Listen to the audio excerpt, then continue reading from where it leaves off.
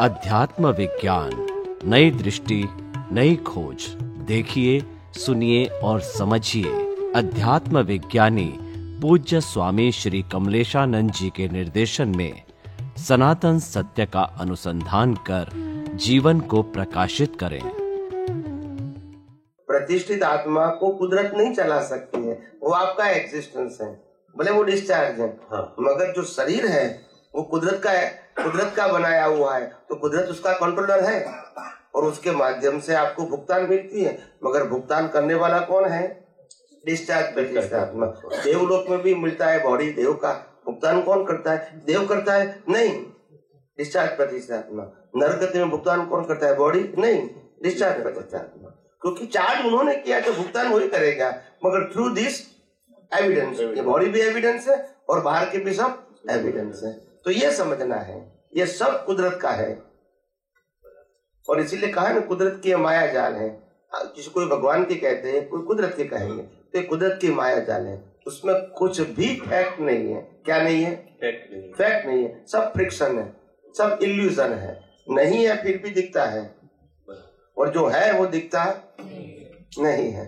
आप बोल रहे हैं कि अनंत ज्ञान वाला हो तो वो क्वालिटी वाइज है, क्वांटिटी वाइज नहीं। आत्मा, जो आत्मा का जो स्वभाव है, मूल स्वभाव अनंत ज्ञान है उनमें, और अनंत क्वालिटी सभी आत्मा में एक ही है। हाँ, एक ही है, मगर एग्जिस्टेंस वाइज अलग अलग और अस्तित्व सबका अलग। हाँ, जैसे मैं अभी अपने हिसाब से समझू तो कि अनंत ज्ञान वाला है, तो अज्ञानता के बस जितने जितने भाव किए वो जो बाहर आते तो उसको पहचानने में वो अनंत ज्ञान वाला है। जो भी जैसे कोई भाव किया है, अनंत गिनित भाव किया हो गया, तो वो अनंत गिनित भाव को वो जानने वाला आत्मा को जो मूल स्वभाव है अनंत ज्ञान, वो उससे उस हिसाब से जान सकता है। क्योंकि आत्मा में ज्ञान अनंत ज्ञान नहीं, लेकिन वो अनंत जो परमाणु हमने चार्ज किए हैं तो वो डिस्चार्ज होते हैं, तो अनंत ज्ञान में वो दिखता है। उस हिसाब से उसको अनंत ज्ञान वाला बोला जाता है। आत्मा में विनाशी अवस्थाओं का देखने जानने का प्रतिष्ठा। अच्छा, तो फिर करेक्शन करना। प्रतिष्ठा तो वो गलती करूंगे तो फिर रिकॉर्डिंग में गलती होगी। और फिर मैं स्टैम्प लगा दूंगा, फिर अल्लाह की कौन चलता ही रहेगा। आप समझे? एक गलती हो जाएगी स्पीच में, फिर रिकॉर्ड हो जाएगा, फिर चलता ही रहेगा। अरे वो क्वालिटी, उसको ही क्वालिटी बोला जाता है, प्रतिष्ठात्मा। इसको जैसे इसको ले लो। અહીં ગ્રંથિ આવી હિંમત કરી આગળ વધવા ધારે પણ મોહનીયના કારણથી રૂપાંતર સમજાય પોતે ગ્રંથિ ભેદ કરે છે એમ સમજે છે, અને ઉલટું સમજવાળું ચોરના કારણથી મોહના કારણથી ગ્રંથિનું નિબીડપણું કરે છે। નિબીડ એટલે ગાઢ। બરાબર, वो तो बड़ा मीनिंग શું છે? હું આત્મા છું, કારણ કે ગ્રંથિની નજીક પહોંચ્યો એટલે એને આવું કોઈ જ્ઞાનીનો યોગ મળ્યો છે। જ્ઞાનીના યોગના કારણે એને આવું કંઈક આધ્યાત્મિક વિજ્ઞાન સાંભળવા મળ્યું છે, અથવા તો કોઈ જ્ઞાન સાંભળવા મળે છે, અને એમાં એને એટલું તો ખબર પડી જ ગઈ છે કે હું શુદ્ધ આત્મા છું, અને એ તો બધા જ બોલતા હોય। છતાં પણ એવું સમજી અને પછી એ પોતે પુરુષાર્થ કરવા આગળ વધે છે, ત્યારે એની અંદર જે ઉત્પન્ન થતું જે ક્ષયોક્ષમ જ્ઞાન છે, કારણ કે એના માધ્યમથી એનામાં જ્ઞાન તો ઉત્પન્ન થાય જ છે, પણ એ જ્ઞાન કયું છે? તો જેમ તમે કહ્યું કે જ્ઞાન બધું બુદ્ધિમાં જાય છે, એટલે બુદ્ધિમાં રહેલા જ્ઞાનથી એને પોતાને પાછું એવું લાગે છે કે હું બહુ સમજુ છું, અને બહુ સમજી અને પોતાને એવું માને છે કે હું સાચો પુરુષાર્થ કરું છું, અને એના કારણે એનો મોહ વધી જાય છે, અને એના કારણે ગ્રંથિ તોડવાને બદલે ગ્રંથિમાં વધારે મજબૂત થાય છે। बात बराबर है, मगर इसमें क्या होता है कि जो बात प्रिंसिपली सही नहीं है वो प्रोसेस के आधार से सही है। प्रिंसिपली सही नहीं है मगर प्रोसेस के आधार से सही है। मतलब होता है कि जैसे कि कोई भी व्यक्ति अध्यात्म के मार्ग में आगे बढ़ेगा, पहले उसकी बिगिनिंग होगी मानव धर्म से। आत्मा तो वही का वही है, मगर पहले ह्यूमैनिटी का रिलीजन आएगा, मानव धर्म, जिसमें कोई पक्ष पंथ नहीं है, रिलीजन ऑफ ह्यूमैनिटी, वो कॉमन बात है। फिर उसके आगे आएगा तो धार्मिक धर्म आएगा, जो एक फॉर्मेट रहेगा, एक व्यू पॉइंट रहेगा। तो इसमें क्या रहेगा? आपकी मान्यता रहेगी, और सभी प्रकार के धर्मों में जो प्रिंसिपल बताए गए हैं, इसको व्रत बोलेंगे या महाव्रत बोलेंगे, वो सब मानवता के बेस पर ही है, सत्य, अहिंसा, आचर्य, ब्रह्मचर्य, अपरिग्रह, ये जो बताया है। और नरसिंह मेहता ने 11 महाव्रत है, वो भी मानवता के साथ जुड़ा हुआ है, आप समझे ना। मगर धर्म में उसको डाल दिया गया ताकि people they are understand and they follow, ठीक है। मगर ये मानव धर्म एक फॉर्मेट बन गया कि मेरे धर्म में ये है, तुम्हारे धर्म में ये, तुम्हारे धर्म में, ऐसा अलग अलग फॉर्मेट बन गया। वो भी पास करना पड़ता है, पहले मानव धर्म, फिर धार्मिक धर्म, जिसमें किसी व्यक्तियों को भगवान मानना है। मानव धर्म में किसी को भगवान नहीं मानना है, धार्मिक धर्म में भगवान मानना है। उसके आगे जाएगा तो मालूम होगा कि मैं खुद ही भगवान हूं। तो ये स्टेप है, क्या है, प्रोसेस है, एक जीव को परिपक्व होने की एक प्रक्रिया है। उसमें उसको पास होना पड़ेगा, जितना फेल होगा इतना जन्म का चक्कर चालू रहेगा।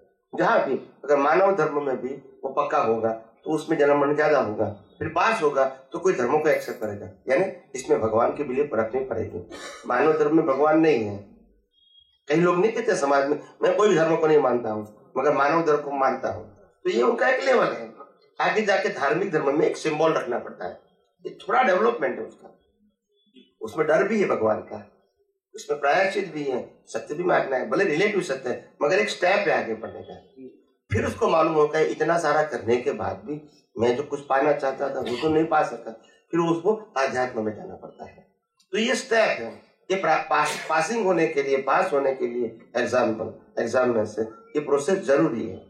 मगर कितने अवतार होंगे वो आपकी कितनी वीकनेस है उसके ऊपर डिपेंड है। कितना जल्दी ये सत्य को समझ जाते हैं, इतना आप बाहर निकल सकते हैं। नहीं समझ सकते तो लाखों अवतार भी हो सकते हैं, उसमें कुदरत का कोई रोल नहीं है। कुदरत तो एग्जाम का क्या देगी, रिजल्ट देगी। आपकी कमजोरी है तो लाखों अवतार भी हो सकते हैं और कम अवतार में भी आप जा सकते हैं, मगर पास तो होना ही पड़ेगा।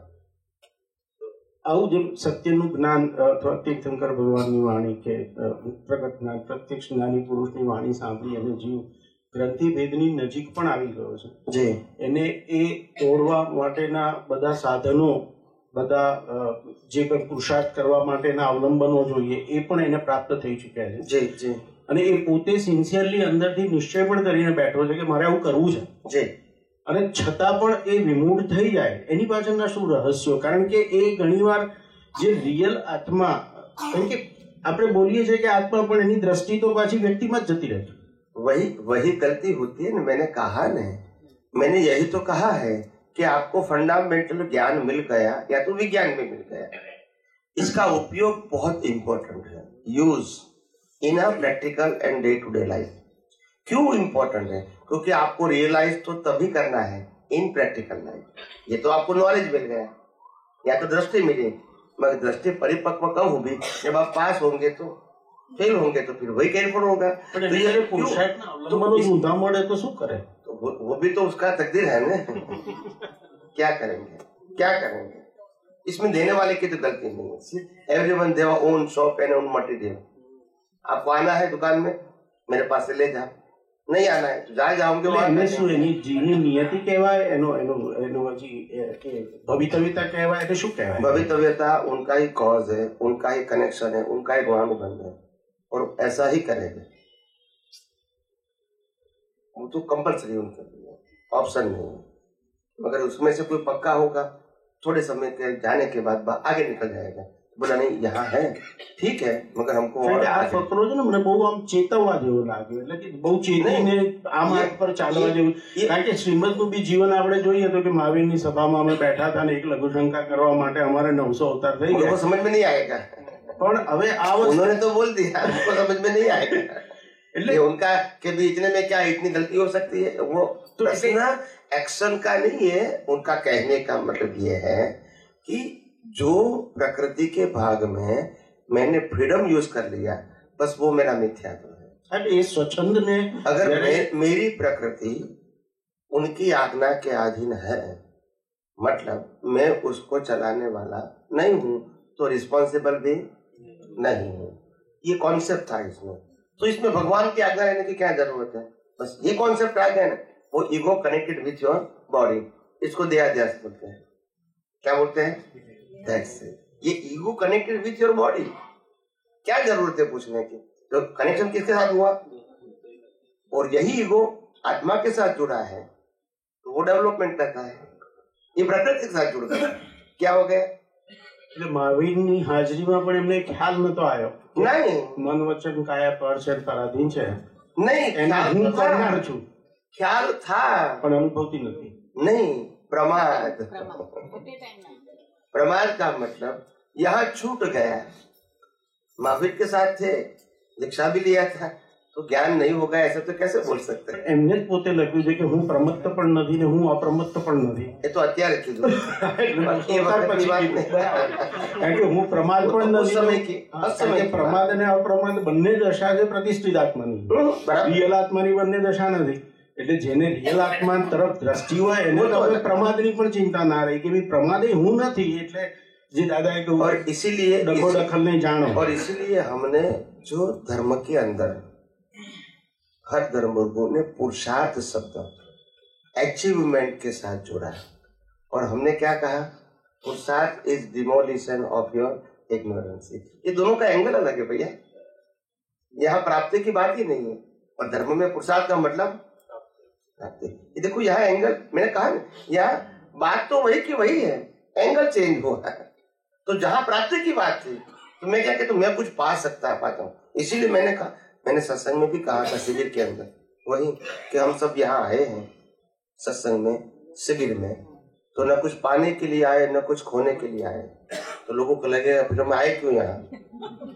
तो पहले तो ये लगा क्या, तो मैंने कहा हम सब यहाँ कुछ ऊपर वाले या नीचे वाले, न कुछ पाने के लिए आए न कुछ खोने के लिए आए, हम सब अपनी अज्ञानता को मिटाने के लिए। तो यहाँ पाना खोने की बात ही नहीं है, तो ये साइंस हो गया। मगर धर्म में जाओगे तो पाने के लिए आए आप, तो ये कॉन्सेप्ट डिफरेंट हो गया। और इसीलिए जो महान पुरुष जो लगते हैं ना, ये उसने लिखा है ये निबिड़ पढ़ो मतलब करता पड़ा है का ही अज्ञान आप पक्का करते हो, चाहे धर्म के माध्यम से कहो या व्यवहार। કારણ કે પહેલા જે સહજ પુરુષાર્થ पाना है वही अज्ञान है, यहाँ पाना नहीं है। એટલે પાછું કરતા પણ હું ઘટવાને બદલે, કારણ કે સહજપણાના પુરુષાર્થથી ત્યાં સુધી પહોંચે છે અને પછી પાછું ચારિત્ર શુદ્ધ કરવાને માટે એ જે પુરુષાર્થ માંડે છે એમાં કરતાપણું એનું મજબૂત થઈ જાય છે, એટલે ગ્રંથિ નિબિડ થઈ જાય છે।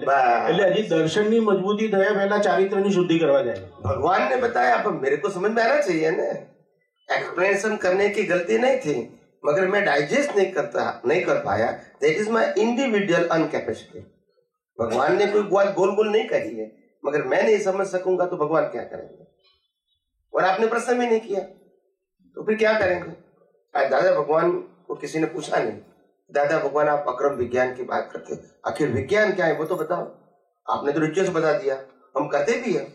प्रश्न करने का नहीं है, प्रश्न आपका जो विज्ञान है, जो आपने अनुभव किया है, व्यवस्थित शक्ति के टाइटल्स हैं कितने अवतारों के बाद, वो विज्ञान हमको बताओ। मगर किसी ने पूछा नहीं तो वो क्या करेंगे फिर? If you have no requirement supply कैसे करेंगे? तो ये हो गया, इसमें उनकी भी गलती नहीं है, और वो भी नहीं बोल सके क्योंकि उदय कर्म नहीं था, तो उसके पास फ्रीडम थी, वो तो सब्जेक्ट है ही नहीं। मेरे पास भी है, वो सब्जेक्ट ही नहीं है। संजोग तो ज्ञान होना, अनुभव होना एक अलग बात है, और अनुभव प्रेजेंट करना वो भी अलग बात है। और दोनों के लिए अनुभव करना वो इंडिविजुअल बात हो सकती है, प्रेजेंट करना इंडिविजुअल नहीं है। It depend on circumstances. તેમાંથી કોઈ જ જીવ જોગાનું જો પ્રાપ્ત થયે અકામ નિદ્રા કરતા અતિ બળવાન થઈ ને ગ્રંથિને મોડી પાડી અથવા ઊંચી પાડી આગળ વધી જાય છે। કરેક્ટ છે, क्योंकि कर्ता पद की भ्रांति, मन वचन काया से कुछ करना है, कुछ भी करना है, ये सब भ्रांति है। क्योंकि क्रिया एक सिंपल कॉन्सेप्ट क्या है, बड़ा स्पिरिचुअल। कुदरत कहती है कि क्रिया जड़ का स्वभाव है, चाहे स्थूल क्रिया चाहे सूक्ष्म क्रिया, वो जड़ का स्वभाव है। ठीक है, चेतन का स्वभाव ही नहीं है। फिर भी आप कोई भी एंगल से, चाहे सामाजिक धार्मिक या आध्यात्मिक एंगल से, कोई भी क्रिया को पुरुषार्थ मानोगे, बस वो आपकी अज्ञानता है। बोले अज्ञानता का लेवल अलग हो सकता है, मगर वो अज्ञानता ही है। और इसीलिए ज्ञानी पुरुष ने भी बताया कर्ता पद ही भ्रांति पद है, और भोक्ता पद भी दोनों भ्रांति है। तो कर्ता भोक्ता पद भ्रांति है, फिर मैं कोई भी करने की बात करूंगा, मैं कहूंगा मेरे को महाविद्या क्षेत्र में जाना है, वो भी कर्ता पद है। सिमंदर स्वामी को मिलना है, वो कर्ता पद है। आप समझे ना, बोले लेवल कोई भी है, कर्ता पद फंडामेंटल तो मिस्टेक है ही। और इसीलिए मैंने कहा कि आपको व्यक्ति या क्षेत्र की भावना करने की प्रिंसिपली जरूरत नहीं है, मगर आपकी क्वालिफिकेशन होगी तो नेचर विल ट्रांसफर यू। अगर कोई व्यक्ति ऐसा नहीं कहती है कि मेरे को नर्क गति में जाना है, मगर क्यों जाते हैं? बिकॉज ऑफ क्वालिफिकेशन ऑफ कर्म। तो अगर आपकी क्वालिफिकेशन होगी महाविद्य क्षेत्र या तीर्थंकर को मिलना, अगर ये आपकी कर्म में क्वालिफिकेशन होगी तो कुदरत को तो देना ही पड़ेगा विदाउट डिमांड। तो ये यहाँ प्रिंसिपल की बात हुई और यहाँ पर्टिकुलर की बात हुई। અહીંયા જે લખે છે કે અતિ બળવાન થઈ, તો આધ્યાત્મિક માર્ગમાં બળવાનપણું કોને કહે છે? आध्यात्मिक मार्ग के अंदर किसको हम पावरफुल कहेंगे? समता भाव એટલે સંભાવના नहीं, બળવાન नहीं, કોને नहीं, કહે? नहीं। जिसको ये दुनिया में न कुछ पाना है न कुछ खोना है, ऐसा विजन हो गया और फिर जीवन पानी के प्रवाह की तरह बीतता है और मैं शाश्वत हूँ, तो फिर उसके अंदर कुछ है ही नहीं, कुछ नहीं है। जीवन तो पानी प्रवाह की तरह एंड हो जाएगा, कोई कंट्रोल ही कुदरत है। मतलब वैराग्य में कही रहे हैं। वैराग्य तो बिगिनिंग है, वैराग्य से ऊपर होता है, तब अनुभूति होती है। वैराग्य तो एक इंस्ट्रूमेंट है, आप समझे ना, सेपरेशन की बिगिनिंग वहां से होती है। तो वैराग्य तो एक बेस बना है, उससे फिर आगे जाना है। फिर जब ज्ञान की अनुभूति होते तो ओनली सेपरेशन होता है। और सेपरेशन कैसा होता है? दोनों अपने स्वभाव में होता है, प्रकृति अपने स्वभाव में, वो अपने स्वभाव में रहेंगे। तो यहाँ कोई पुरुषार्थ करना न करना, समझना, जानना, उपयोग करना, वो भी धीरे धीरे खत्म हो जाएगा। संभावना के संभाव तो बहुत लो लेवल है, वो तो पुरुषार्थ में आता है। એટલે આમ વિતરાગ કહેવાય, પણ આમ સમતા ભાવ એનું બિગિનિંગ તો સંભાવ સમતા ભાવ वो हेल्पिंग फैक्टर है, ઉદાસીનતા वो हेल्पिंग फैक्टर है, हेल्पिंग। मगर आप बियॉन्ड जाओगे, देखो पुरुषार्थ शब्द जो जुड़ा हुआ है, पुरुषार्थ शब्द वो अल्टीमेट स्टेज से बहुत नीचे है। क्या बताया? अल्टीमेट स्टेज से बहुत नीचे है, मगर रिलेटिव स्टेज से बहुत ऊपर है, तो वो बराबर है। मगर जब सेपरेशन की बात आती है तो इसीलिए हम जब ये शुद्धात्मा के प्रति जो प्रार्थना बुलाते हैं, इसमें लास्ट में क्या बुलाते हैं? भेदभाव निकल जाए और अभेद स्वरूप। तो भेद विज्ञान से तो बिगिनिंग है आध्यात्म मार्ग की, और अभेद वो पूर्णा होती है। तो ये इसीलिए ऐसा बताया गया है। तो फिर जब अभेद ही हो गए तो फिर रिलेटिव है भी तो फर्क क्या होगा? क्योंकि मैं अपने आप में हो गया और प्रकृति तो अपने आप में है ही। बीच में जो प्रतिष्ठित आत्मा है, इसका अस्तित्व निकल गया क्योंकि रिक्वायरमेंट नहीं है, क्योंकि अज्ञान नहीं है। तो दोनों अपने स्वभाव में है। फिर प्रकृति क्या करती है, उनके लिए आप जिम्मेदार नहीं है। तो इसका एंड तो होने वाला है, उनकी लाइफ है, आपकी लाइफ नहीं है। तो आत्मा कहाँ जाएगा? मुक्त में। यही तो कॉन्सेप्ट है, डूअरशिप एंड ओनरशिप। वही तो सबसे बड़ा अज्ञान है। और इसीलिए मैंने पुरुषार्थ को अज्ञान मिटाने की बात का, अचीवमेंट नहीं बोला मैंने। आप समझे ना? यस, મૂળમાં એકાકાર થઈ ગયું એટલે આ બધું ગયું। निर्विकल्प अनुभूति में आ गया। વિકલ્પ સ્વરૂપ જે ભ્રાંતિ કલ્પિત ઉભી થઈ ગઈ છે એ ખસી ગઈ, ખાલી પોતાના સ્વરૂપ માત્ર જ રહ્યું, એ શૂન્ય થઈ ગયું। फिर डूअरशिप रहेगा ही नहीं, डूअरशिप भी नहीं, पुरुषार्थ भी नहीं, सिर्फ स्वभाव। સ્વભાવ કરતા છેલ્લે એનું કરતાપણું કારેક્ટર નીકળી ગઈ સુધી એમાં થયો। એટલે वही तो निकलने के बाद भी स्वभाव रहेगा। એમાં સ્થિરતા થઈ ગઈ, પતી ગયું। અને સ્થિર થવાનું નથી ને, એ ભાન વર્તમાન પણ એમાં થઈ ગયું।